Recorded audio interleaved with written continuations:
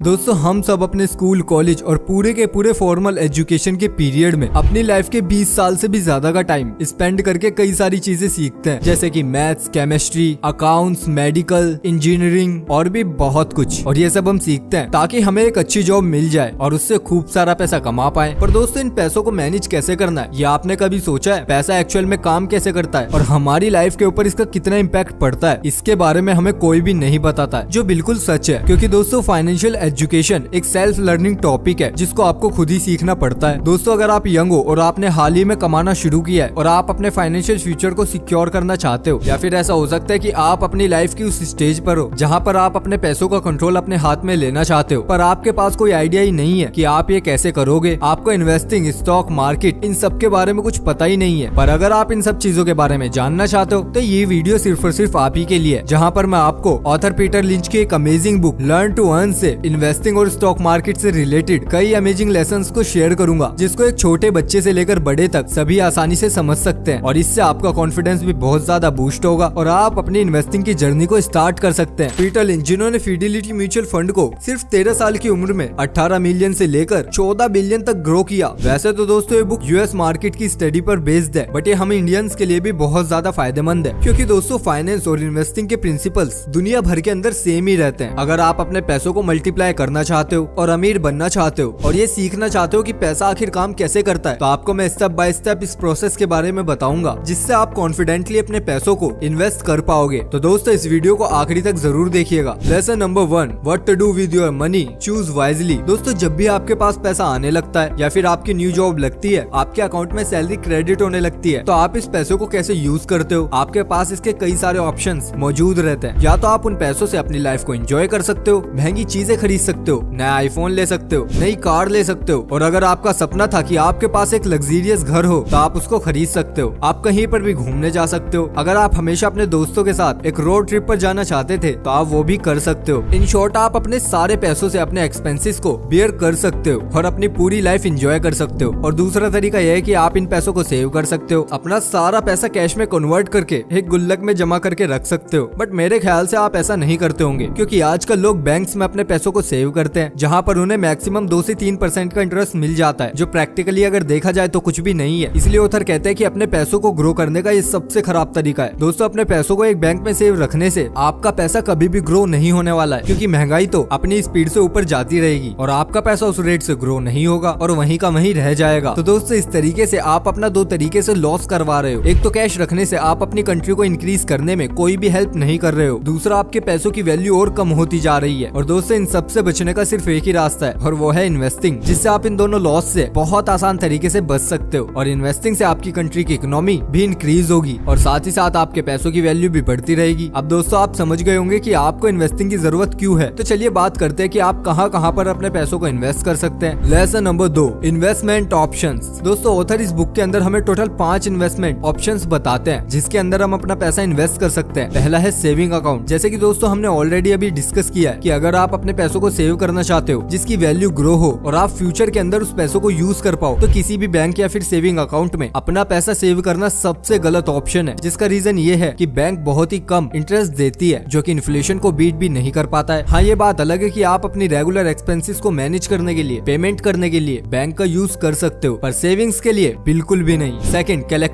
Collectibles यानी कि कुछ ऐसी चीजें खरीद कर रख लेना जिनकी वैल्यू आपको लगता है कि फ्यूचर में इंक्रीज हो सकती है और आप उनको बेचकर प्रॉफिट कमा सकते हो। अब दोस्तों किसी भी चीज की वैल्यू इंक्रीज क्यों होती है, ऑथर इसके 2 रीजन देते हैं। पहला तो ये है कि वो चीज ज्यादा डिजायरेबल हो जाती है, लोग उसकी ज्यादा डिमांड करने लग जाते हैं और वो चीज जिसके भी पास होती है वो उसको हाई प्राइस में सेल कर सकता है। जिसका सबसे बेस्ट एग्जांपल है 1962 में रिलीज हुई स्पाइडरमैन की सबसे पहली comic book amazing fantasy number 15, जो उस टाइम पर 12 सेंट्स की बिक रही थी और अभी रिसेंटली उसको किसी ने हेरिटेज ऑक्शंस में $3.6 मिलियन में सेल किया है, क्योंकि उसने कई सालों तक इस ओरिजिनल कॉमिक को परफेक्ट कंडीशन में रखा हुआ था। और साथ ही आज के टाइम पर स्पाइडरमैन एक बहुत ही फेमस कैरेक्टर है, तो यही कारण था कि वो इस कॉमिक को इतने हाई प्राइस में सेल कर पाया। सेकंड रीजन है इन्फ्लेशन। दोस्तों जब भी महंगाई बढ़ती है तो कुछ चीजें इतनी ज्यादा बढ़ जाती हैं जिनको सेल करने से आप प्रॉफिट बुक कर लेते हो। जैसे कि एग्जांपल के लिए अभी रिसेंटली क्रिप्टो बूम पर है और सिलिकॉन शॉर्टेज की वजह से कंपनियां ग्राफिक कार्ड को मैन्युफैक्चर नहीं कर पा रही हैं। इसलिए मार्केट के अंदर जिसके पास भी ग्राफिक कार्ड है वो हाई डिमांड और लो सप्लाई की वजह से अपने ग्राफिक कार्ड को बहुत ज्यादा हाई प्राइस में सेल कर रहे हैं। तीसरा है बॉन्ड। दोस्तों बॉन्ड में इन्वेस्ट करना ऐसा ही है जैसे कि आप किसी को कर्ज देते हो और वो आपको कुछ % इंटरेस्ट के रूप में बढ़ा के वापस देता है। ऐसे ही दोस्तों आप किसी पर्सन को उधार देने की बजाय गवर्नमेंट या फिर किसी प्राइवेट कंपनी को कॉन्ट्रैक्ट साइन करते हो जिसको आप एक फिक्स इंटरेस्ट रेट पर उधार देते हो, जिसको बॉन्ड कहा जाता है। दोस्तों इसके अंदर रिस्क कम होता है क्योंकि किसी भी सरकमस्टांसेस में कंपनी या फिर गवर्नमेंट को इंटरेस्ट रेट के साथ आपको पैसा वापस ही करना होता है। नंबर 4 है हाउसेज और अपार्टमेंट। दोस्तों एक अच्छी प्रॉपर्टी में अपना पैसा इन्वेस्ट करना आपके द्वारा लिया गया सबसे अच्छा डिसीजन हो सकता है बाकी सारी इन्वेस्टमेंट में से। इसके अंदर अच्छी बात यह है कि आप इसको खरीद कर यूज भी कर सकते हो, वहीं पर आपको इसका प्राइस बढ़ने का भी फायदा मिलता रहेगा, या फिर आप एक घर खरीद कर उसको रेंट पर भी दे सकते हो जिससे कि हर मंथ आपको एक अच्छी पैसिव इनकम भी आती रहेगी। पर दोस्तों अगर देखा जाए तो किसी भी एवरेज इंसान के लिए घर खरीदना एक बहुत ही मुश्किल टास्क है क्योंकि इसके लिए आपके पास बहुत ज्यादा पैसा मौजूद होना चाहिए जो हर किसी के पास मौजूद नहीं होता, स्पेशली उन लोगों के पास जिन्होंने अभी रिसेंटली अर्न करना शुरू किया है। वेल दोस्तों मेरे हिसाब से आपके लिए सबसे बेस्ट ऑप्शन है नंबर 5 यानी कि स्टॉक्स। दोस्तों ये सबसे बेस्ट ऑप्शन इसलिए है क्योंकि स्टॉक इन्वेस्टिंग में आपको बहुत ज्यादा अमाउंट की जरूरत नहीं है। आप बहुत ही कम पैसों के साथ अपनी इन्वेस्टिंग की जर्नी को स्टार्ट कर सकते हो। किसी भी कंपनी के स्टॉक को बाय करने का मतलब ये होता है कि आप उस पर्टिकुलर कंपनी के कुछ हिस्से को खरीद लेते हो यानी कि उसके मालिक बन जाते हो। जैसे दोस्तों आप कोई बिजनेस शुरू करते हो जहाँ पर आपको अगर प्रॉफिट हुआ तो वो भी आपका और अगर लॉस हुआ तो वो भी आपका। वैसे ही दोस्तों जिस भी कंपनी के अंदर आप इन्वेस्ट करते हो वो आपकी कंपनी बन जाती है, जहाँ पर प्रॉफिट हुआ तो भी आपका और लॉस हुआ तो भी आपका। इसलिए दोस्तों आपको जरूरत है कि आप एक ऐसी कंपनी के अंदर इन्वेस्ट करो जो फ्यूचर के अंदर सक्सेसफुल हो, जिसके अंदर आपका इन्वेस्ट किया हुआ पैसा फ्यूचर में आपको अच्छे रिटर्न्स दे सके। पर दोस्तों कौन सी कंपनी सही है और किस कंपनी के स्टॉक्स को खरीदना चाहिए ये हमें कैसे पता लगेगा? तो दोस्तों इसका जवाब आपको हमारे अगले पॉइंट में मिल जाएगा। लेसन नंबर 3, इन्वेस्ट योरसेल्फ और let someone invest for you.